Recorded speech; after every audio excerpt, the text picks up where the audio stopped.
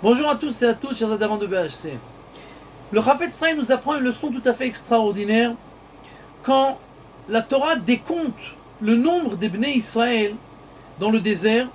La Torah nous raconte que Binyamin avait 10 enfants et que de ces 10 enfants, il a eu des descendants et des descendants. Juste après, la Torah nous dit que Uvnei Dan Chushim, le fils de Dan s'appelait Chushim. Binyamin avait 10 fils, Dan n'en avait qu'un seul. Et nos sages nous racontent que ce Chushim là, il était sourd-muet. C'est-à-dire, pas terrible.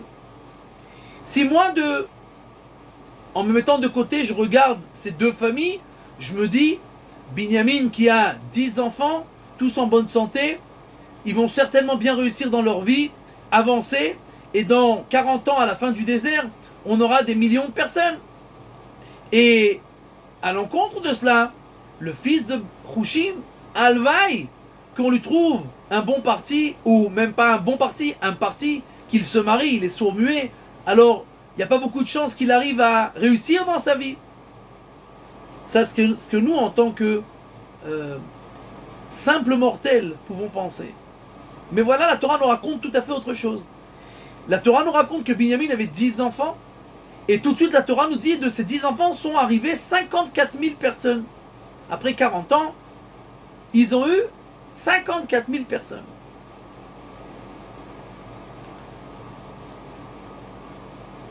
Juste après, Dan, il a un fils, Chushim.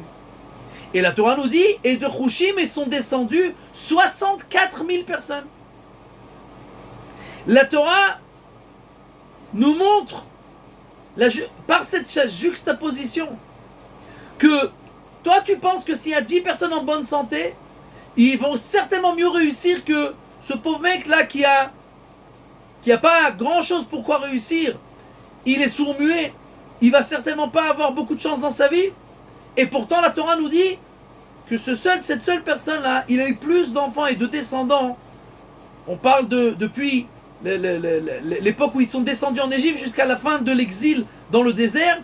Il a eu plus d'enfants, plus de descendants. Il semblerait qu'il s'est marié puisqu'il a eu des descendants. Et il a réussi entre guillemets plus que Binyamin qui avait 10 enfants. C'est-à-dire que Dieu donne à chacun des outils pour réussir dans sa vie. Et que personne ne croit parce qu'il a moins d'outils que son voisin, que son frère, que son ami.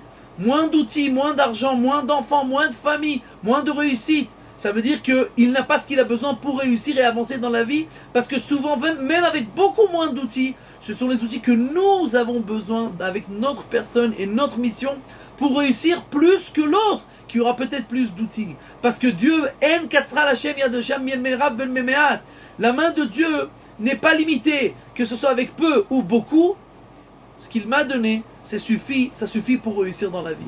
Donc, on doit se rappeler tout le temps que ce que Dieu nous a donné, c'est ce que nous on a besoin pour réussir et pour faire le mieux que l'on peut faire.